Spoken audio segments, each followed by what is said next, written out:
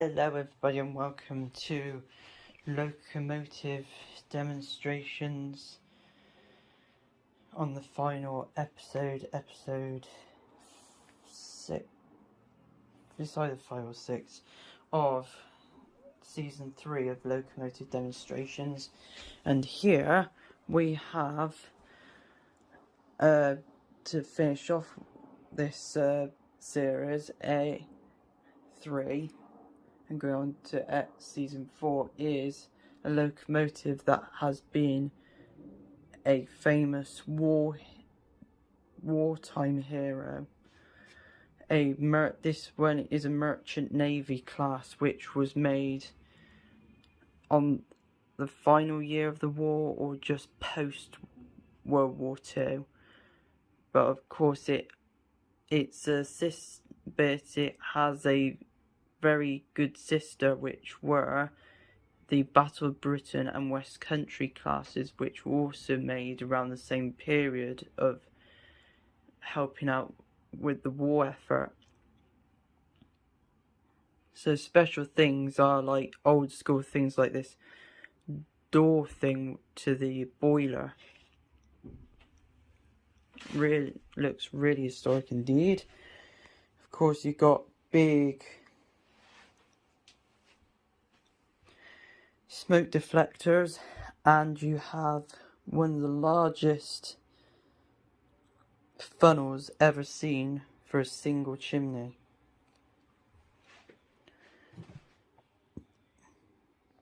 Most merchant navies are named after lines in the United Kingdom.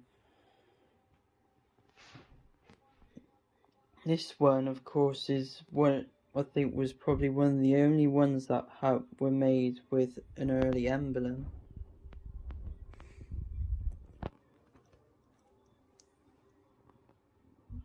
It's extremely perfect locomotive, but it does not have one of those. It does not have an open thing on it, and of course but the good thing is that its rear pony truck is steerable.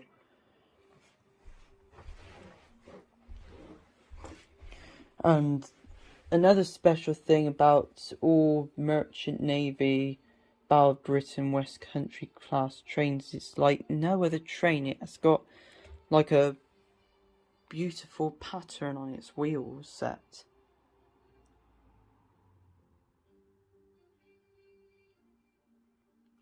Quite perfect for a train. So it's time for it to start moving. Of course, it's another DCC locomotive. A lot of my trains are on my model railway because I am able to they were on pretty good prices or I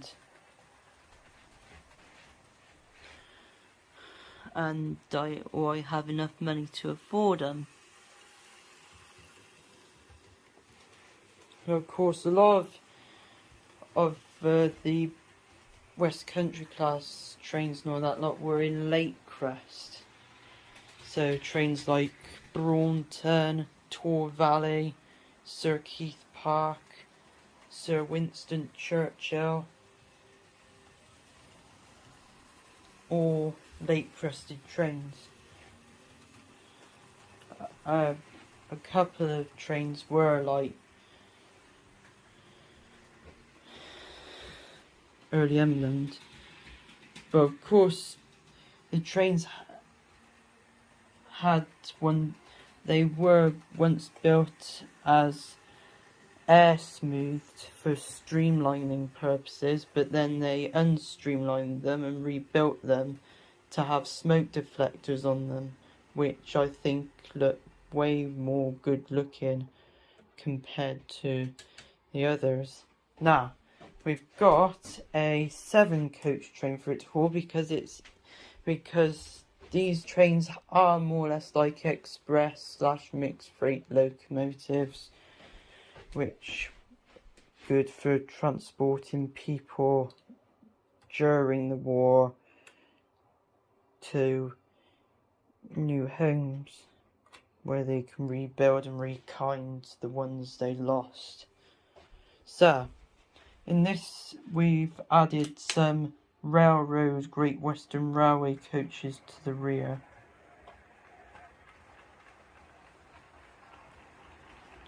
Use more or less the same stuff.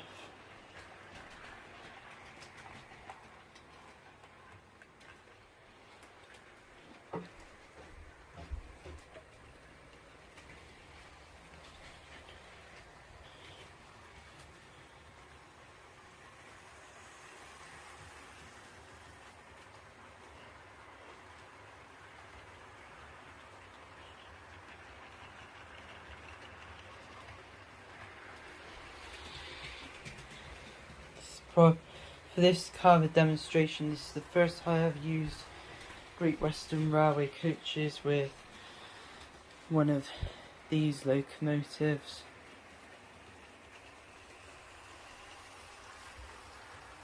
You can see how good those wheels spin around.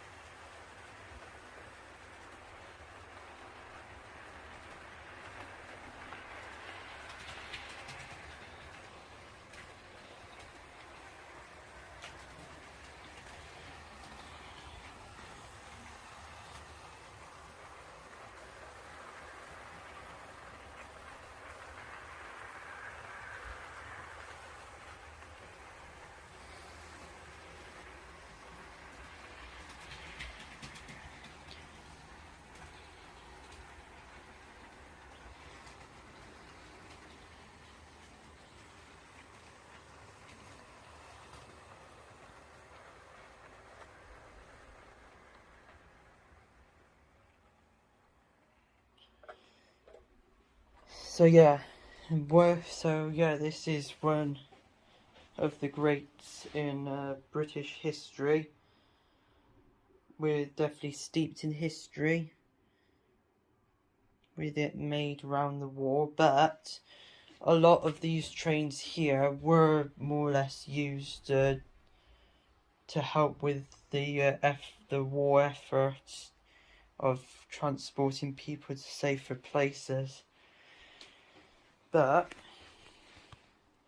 this one was probably, to me, one of the best looking ones for a prehistoric wartime locomotive.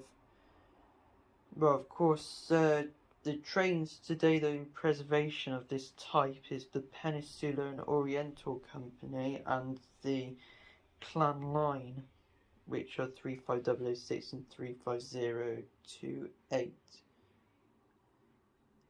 So on the next time we now move away from steam and actually start looking at diesel locomotives.